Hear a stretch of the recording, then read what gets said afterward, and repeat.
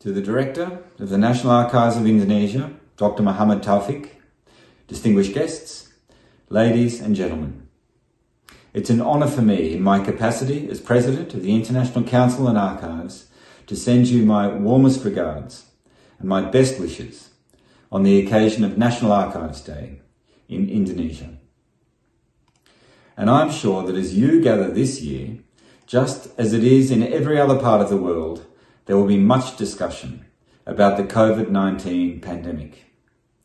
Right around the world, we're grieving the terrible losses suffered by so many, and we are encouraging the hard work now being undertaken to defend humanity against the virus.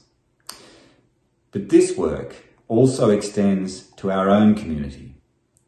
We in the archives also have profound obligations to do what we can to help our nations and our communities, and do what we can to speed the journey to recovery. Firstly, as memory institutions, we have to ensure that humanity's records and knowledge of previous pandemics are discoverable and available to those people charged with solving the problems of COVID-19. Because let's not forget that the coronavirus is unprecedented for today's generation. However, our institutions hold archives that stretch back many centuries, including, for example, the terrible pandemic of 1918, and further back still to the plague of the 14th century. And within those documents resides the accumulated knowledge of mankind that will help us survive the current crisis. Our political leaders, government officials, our medical researchers, our schools, fathers, mothers and children are all looking for answers to make sense of the present situation and to find a way through to the other side. So let's ensure our collections are open and available to them. And of course, we in the archive sector do not just work in the past. In fact, always, our most important duty is to plan for the future. Archives ensure that the collective memory of humanity is carried forward in time, from this generation to the next.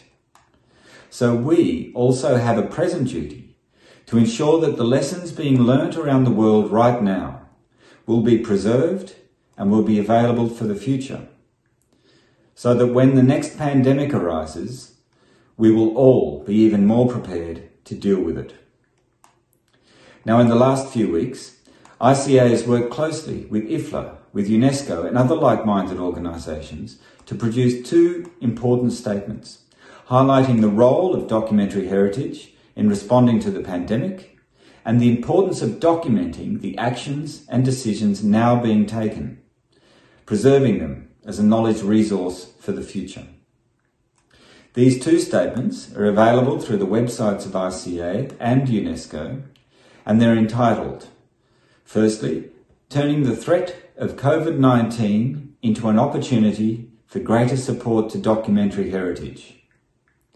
And the second statement is entitled, COVID-19, The Duty to Document Does Not Cease in a Crisis, It Becomes More Essential. Important decisions are being made by governments around the world, involving huge interventions in markets, in healthcare, and into the daily lives of billions of people, as those governments seek to secure the social, economic and cultural well-being of their populations and uphold the rule of law. It is therefore essential that the basis of those decisions, the decisions themselves, and the senior decision makers involved are thoroughly documented, in order for governments to remain accountable, both during and after the emergency, and for future generations to be able to learn from our actions. The existence of proper documentation practices will enable not only business continuity, research and innovation, but also will ensure the evidence of how this crisis was managed to be available for future generations. As I say, archives are already the custodians of the 1918 influenza pandemic records, which are now being studied by scientists around the world. And archives will eventually be the stewards for records related to the present COVID-19 pandemic. So I think on this particular National Archives Day, we have a very important reason to come together and discuss how we can learn from each other, to improve our professional knowledge, but most importantly, to dedicate ourselves to delivering even better services to the government and to the public. This is the time for all you Arsiparis to stand up and to do your part. So once again, I thank you very much for the opportunity to participate in this wonderful event today, and I wish you all the very best. Thank you.